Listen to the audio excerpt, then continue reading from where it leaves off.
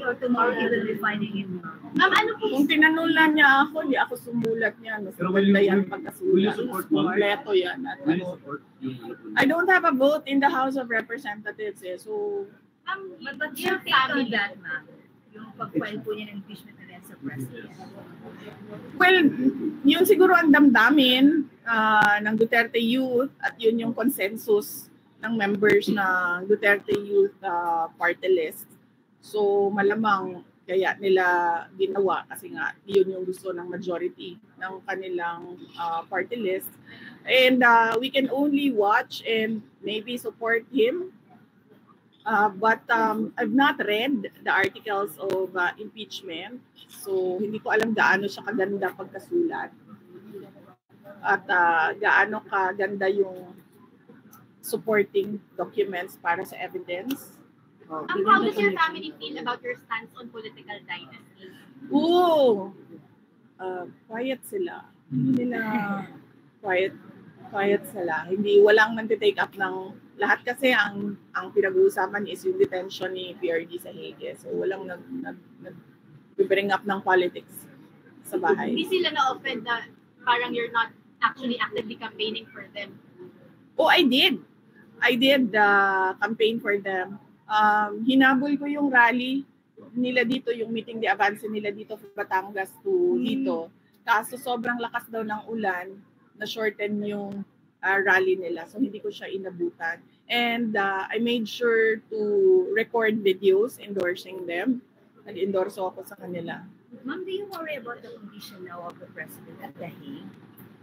Or if there's something that you worry about him, ano po yun, ma'am? Ang worry ko, ma'am, ay baka ma-slide. Kasi walang assistant sa loob ng kwarto eh. So, yun yung worry namin. Baka ma-slide sa banyo, which is common sa mga elderly na nasa slide sa banyo, sa kwarto. Yun yung worry ko. Wala naman akong worry sa mga gamot niya kasi may nurse. So, ina-assist siya sa pag-inom ng kanyang mga kinakailangan na gamot. Wala din kaming problema sa food kasi minomonitor yung intake niya ng mga lawyers, ng mga doctors.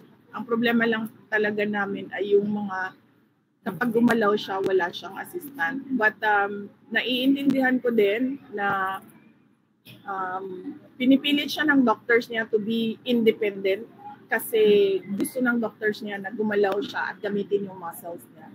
Alright. Okay, ma'am, last question tayo, ma'am. Yes. Please. Okay, go on. I know, hello Silingan, Albang Talbaya po. Anyway, ma'am, I know it's quite premature, but what is your birthday message this coming May 31? Wait lang. Hindi ko pa naman sa lahat ng bagay yan ang hindi ko na pag-isipan. Birthday wish. Birthday wish na lang, ma'am. Ang hirap ng tanong mo. Oo, ang hirap ng tanong mo kasi Magkawad mo, Carloy. kasi dalawa yan eh. Unang-una para sa bayan. Ito yung mga senators ng PDP, di ba? Tapos pangalawa, para kay PRD kasi in detention siya. So, pwede pang wishes. Okay, dalawa. Ang unang wish ko ay, sino ang genie dito? Saan ang genie? Okay. Sige, go. Oo. Unang wish ko ay sana manalo diretso ang pero after the fact naman ito ng election, so pwede pa ba ito by May 31? I hope. Para sa bayan po. Sige lang mo kasi bigyan mo tinanong sa'yo. Yeah. Sige. So, ang unang wish ko ay para sa bayan, sana manalo ang 10 senators ng PDP at 2 guest candidates na si Senator Amy Marcos and Senator Camille Villar. 12 yun.